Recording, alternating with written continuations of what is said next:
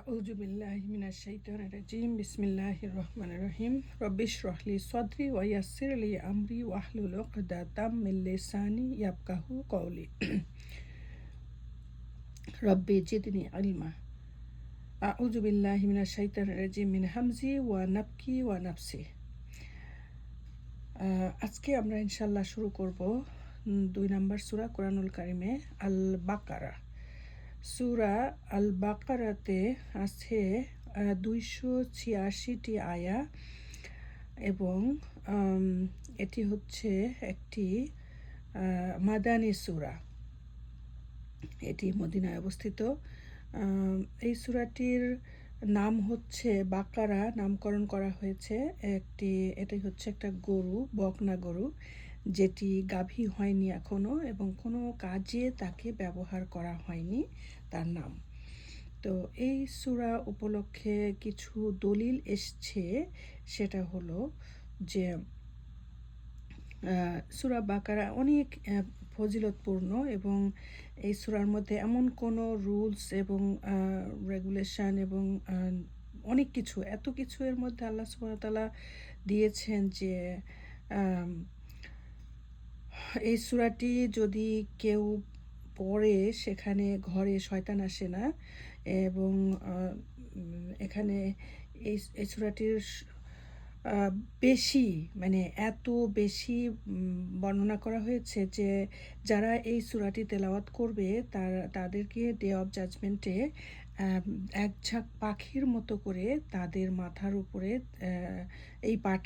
এই সূরা পাঠকারীর মাথার উপরে ছায়া হিসাবে দাঁড়াবে, অথবা মেঘমালা হিসাবে দাঁড়াবে। তবে সূরা আল ইমরান 3 নম্বর সূরা, সেটার কথাও বলা হয়েছে এর সাথে, যে এই সূরা দুটো দুনিয়াতে যারা তেলাওয়াত করবে বারবার তাদের উপরে মেঘমালা হয়ে ছায়া প্রদান করবে। এটি হচ্ছে মুসলিমের হাদিস 804 নাম্বার। তারপরে বলছেন যে রাসূলুল্লাহ সাল্লাল্লাহু আলাইহি ওয়াসাল্লাম বলেছেন যে সূরা বাকারা যে পাঠ করে এটা বরকতময়। হ্যাঁ, এটা খুবই বরকতময় এবং দুর্ভাগ্য দূর হয়। জাদুটোনা তার উপরে কোনো প্রভাব ফেলতে পারে না, কোনো জাদুটোনা তার উপরে কেউ করতে পারবে না। এটা দলিল হলো মুসনাদে আহমদ 5/249। তারপরে রাসূল সাল্লাল্লাহু আলাইহি সাল্লাম আরও বলেছেন, তোমরা তোমাদের ঘরসমূহকে কবর বানিও না, নিশ্চয়ই শয়তান ওই ঘর থেকে পালিয়ে যায় যে ঘরে সূরা আল বাকারা পাঠ করা হয়। এটা মুসলিমের হাদিস 780। অন্য রিওয়ায়াতে এসছে, যে ঘরে সূরা আল বাকারা পড়া হয় সেখানে শয়তান প্রবেশ করে না। মুসনাদে আহমদ 2/284। আচ্ছা, তারপরে আসছে রাসূল সাল্লাল্লাহু আলাইহি সাল্লাম বলেন, প্রত্যেক বস্তুরই উঁচু স্তম্ভ রয়েছে। কোরআনের উচ্চ শৃঙ্গ হলো স্তম্ভ, মানে মাথা আর কি কোনো কিছুর, সেটি হলো সূরা আল বাকারা।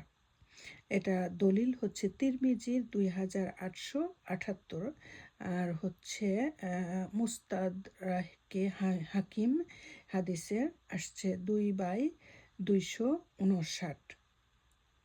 আরেকটি হাদিস আসছে, সেটা হলো রাসূল সাল্লাল্লাহু আলাইহি ওয়াসাল্লাম হুনাইনের যুদ্ধের দিন সাহাবায়ে কেরামকে ডাকার সময় বলেছিলেন, হে সূরা আল বাকারা বাহক জ্ঞান সম্পন্ন লোকেরা। এটা মুসনাদে আহমদের 1/218 আসছে।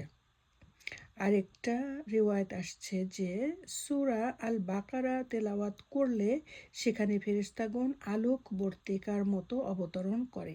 এ প্রসঙ্গে তিনি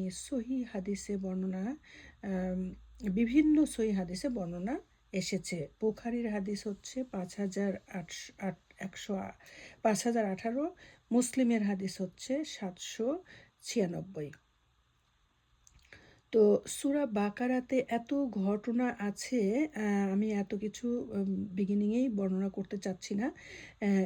এখানে এত বর্ণনা করা হয়েছে যে যালিকাল কিতাব 2 নম্বরে প্রথমে শুরু হলো আলিফ লাম মিম, অ্যান্ড 2 নম্বরে এটা হলো বিচ্ছিন্ন কিছু অক্ষর যেটা অ্যাটেনশন নেওয়ার জন্য বলা হয়।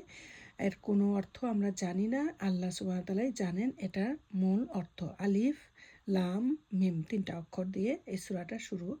তারপরে আসলো যালিকাল কিতাব লা রাইবা ফি, মানে কোনো সন্দেহ নাই, কোনো সন্দেহ ছাড়া যে এটা কি মুত্তাকিদের জন্য পথ প্রদর্শক, হ্যাঁ, যারা হেদায়েত প্রাপ্তি হবে, এটা আল্লাহ সুবহানাহু ওয়া তাআলা বললেন। তারপরে বলছেন কি, যে আল্লাযীনা ইউমিনুনা বিল গায়বি ওয়া ইউকিমুনাস সালাতা ওয়া মিম্মা রাযাকনাহুম ইউনফিকুন, যারা গায়েবের প্রতি ঈমান আনে, নামাজ কায়েম করে এবং আমি যে জীবনোপকরণ তাদেরকে দিয়েছি তা থেকে তারা ব্যয় করে। তো এই যে ব্যাপারগুলো, এই যে কথাগুলো আসছে, আলহামদুলিল্লাহ এটা অকাট্য দলিল, কোনো সন্দেহ নাই। তারপরে আসছে এখানে একটা গরুর যে নামটা আসছে বাকারা, সেটি ছিল মুসা আলাইহিস সালামের সময় একটা কাহিনী। তারপরে জালুত এবং তালুতের যুদ্ধের কাহিনী এসছে, তারপরে স্বামী স্ত্রীর কীভাবে সম্পর্ক, তারপরে রোজার কথা আসছে, তারপরে লাস্টের 3টা আয়া আসছে, যেখানে যে আয়া 3টা পড়লে সারা রাতের জন্য যথেষ্ট, কেউ যদি রাত্রে এই 3টা আয়া পড়ে, সেটা হলো লিল্লাহি মাফিস সামাওয়াতি থেকে। আবার কেউ কেউ বলেছেন যে আমান আর রাসূলু থেকে। তারপরে এটা দোয়া মোনাজাতও বটে।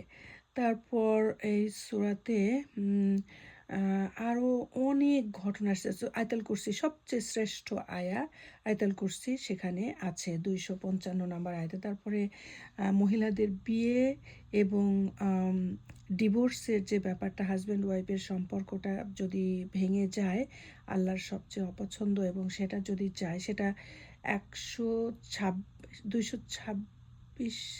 126 থেকে প্রবাবলি একদম অনেকগুলো আয়া এখানে আল্লাহ সুবহানাহু ওয়া তাআলা বর্ণনা করেছেন, বিভিন্ন রকমের রুলস রেগুলেশন, যে কিভাবে কি করতে হবে। তারপরে এসছে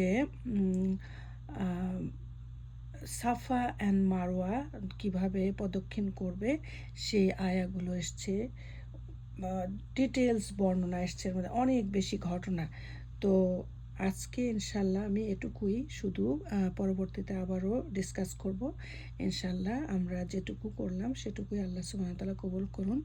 সুবহানাল্লাহি ওয়া বিহামদিহি, সুবহানাকাল্লাহুম্মা বিহামদিকা, আশহাদু আল্লা ইলাহা ইল্লা আনতা, আস্তাগফিরুকা ওয়া আতুবু ইলাইক।